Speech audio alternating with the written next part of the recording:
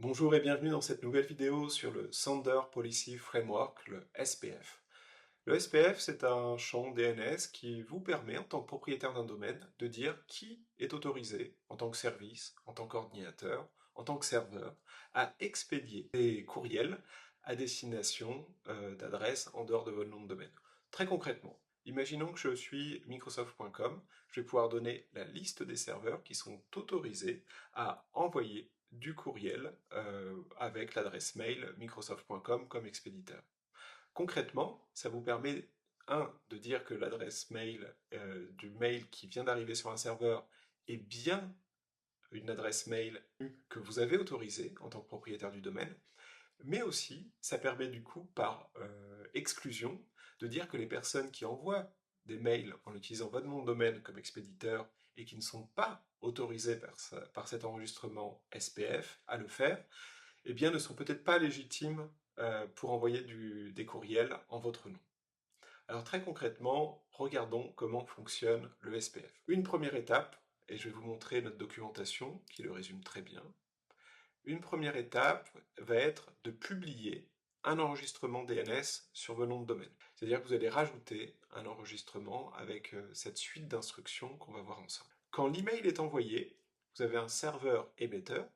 Par exemple, si vous envoyez depuis Gmail, le serveur de Google, qui se connecte sur le serveur qui reçoit le courriel, par exemple celui de Microsoft si le destinataire est sur Office 365, et on va vérifier du coup un champ qui s'appelle le return pass, qui est un champ de retour du courrier.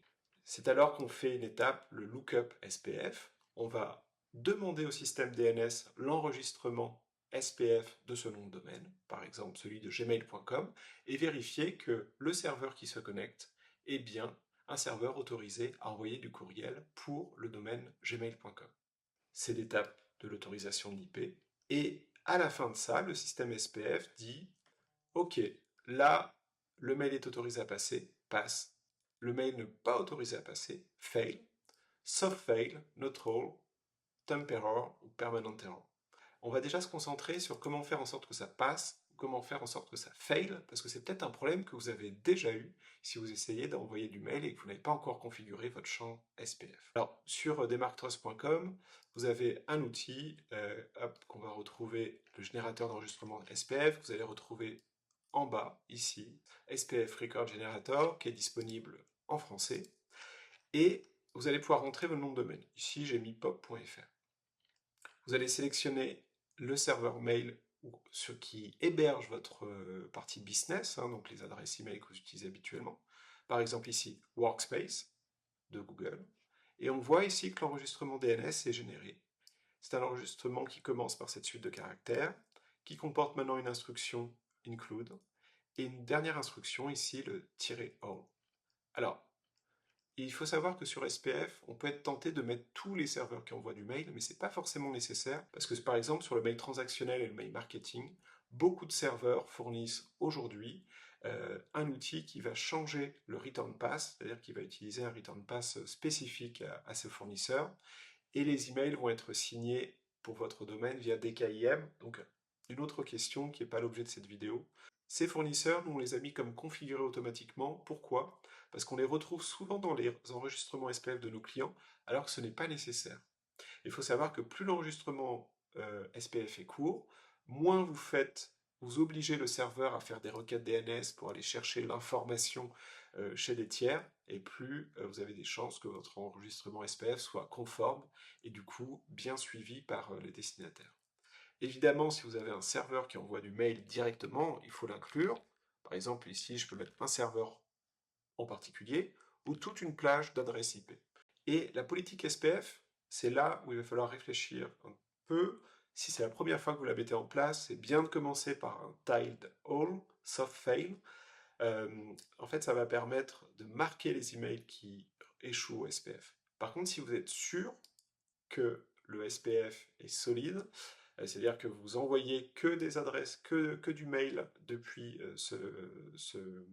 les serveurs qui sont bien identifiés, vous pensez qu'il n'y aura pas trop de clients qui vont recevoir ces mails, qui vont les transférer, parce que ça peut poser certains problèmes, le mieux, évidemment, c'est de mettre -all, c'est-à-dire que tout email qui va arriver et qui n'est pas sur cette liste blanche de serveurs et de services autorisés, eh bien, va être marqué comme fail, et après, potentiellement être refusé.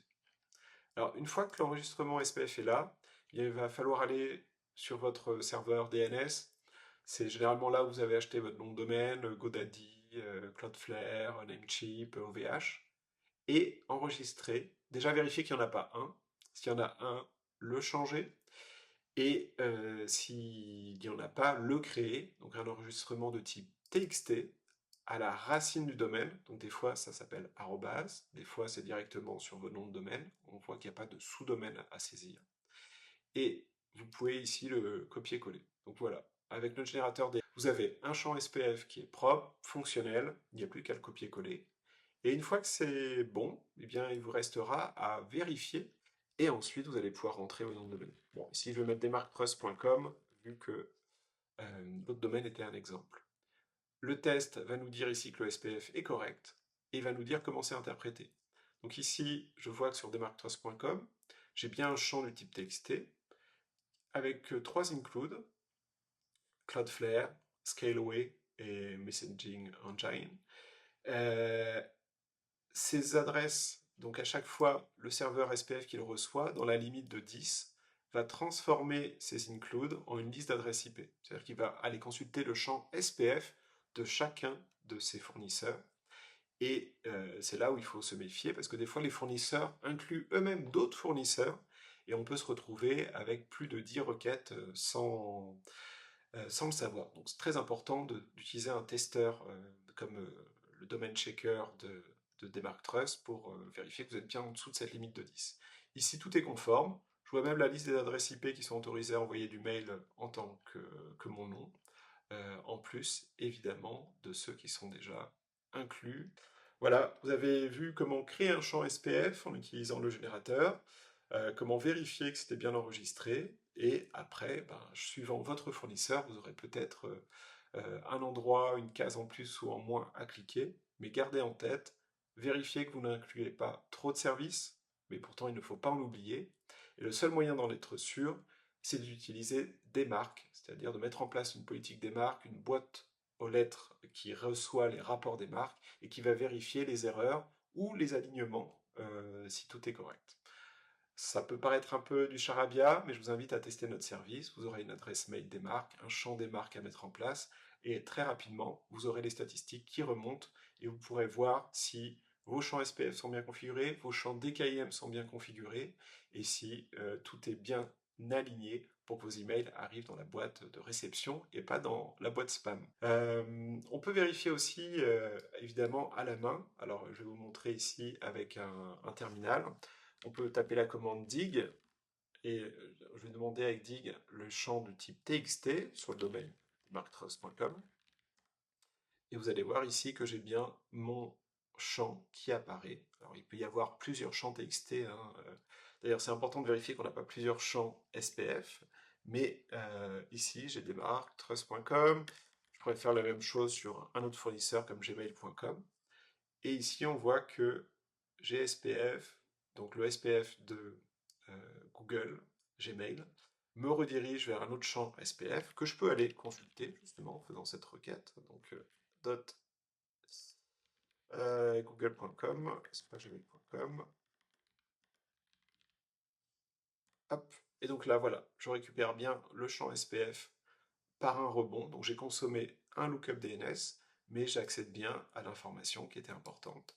Et on voit ici qu'on a ici un soft fail chez Google. C'est bien de s'en inspirer. Merci, j'espère que cette vidéo vous sera utile. Vous pouvez retrouver toute la documentation sur SPF sur notre site en version anglaise, le testeur de domaine et le testeur et le générateur de champs SPF en accès libre et gratuit sur demarctrust.com. Merci, au revoir.